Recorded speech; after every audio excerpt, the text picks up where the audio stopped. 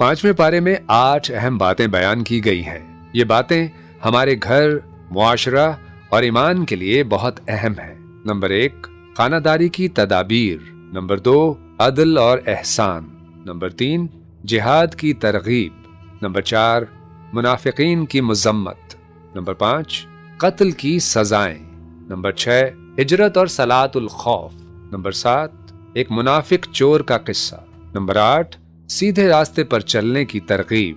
पहली बात, खानादारी की तदाबीर। यहाँ ये बात बयान फरमाई गई है कि अल्लाह ने घर का सरबराह मर्द को बनाया है, लिहाजा घर की तमाम तर जिम्मेदारी और बीवी का नान नफका मर्द के जिम्मे है। लेकिन अगर बीवी शौहर की नाफरमानी करे तो मर्द को बीवी से मुताल्लिक 3 हिदायत दी गई है। पहली हिदायत, बीवी को वाज व नसीहत के जरिए समझाए। दूसरी हिदायत, अगर ना समझे तो बिस्तर अलग कर दे। तीसरी हिदायत, और अगर फिर भी ना समझे तो आखिर में तो इंतहाई इक़दाम के तौर पर हद में रहते हुए उसको सजा भी दे सकता है। दूसरी बात, अदल व एहसान का हुक्म दिया गया ताकि इज्तिमाई जिंदगी भी दुरुस्त हो जाए। तीसरी बात, जिहाद की तरगीब दी गई है कि मौत से ना डरो, वो तो घर बैठे भी आ सकती है। चौथी बात, मुनाफिकीन की मजम्मत करके मुसलमानों को उनसे चौकन्ना किया है कि खबरदार, ये लोग तुम्हें भी अपनी तरह काफिर बनाना चाहते हैं।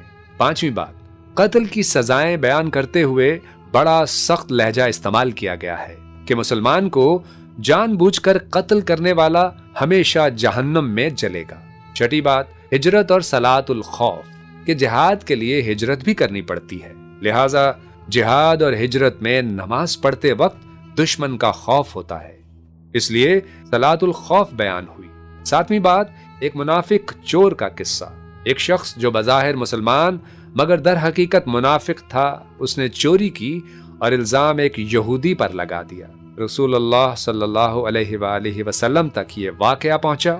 आप सल्लल्लाहु अलैहि वसल्लम यहूदी के खिलाफ फैसला देने ही वाले थे कि वही का नुज़ूल शुरू हो गया और अल्लाह ताला ने बता दिया कि चोर यहूदी नहीं है बल्कि वो मुनाफिक मुसलमान है।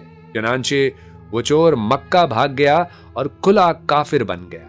आठवीं बात, सीधे रास्ते पर चलने की तरकीब। शैतान की बातों से बचें, नबियों की पैरवी करें, औरतों के हुकूक अदा करें और मुनाफिकों से खबरदार रहें। ये पारा मुसलमानों को घर, मुआशरे और मैदान जंग में कैसे जिंदगी गुजारनी है इसके वाज़े और ठोस कवानीन सिखाता है और मुनाफिकत से बचने की हिदायत दी गई है। यूं गुजारें इस बरस रमजान को, अब समझ के पढ़ना है कुरान को।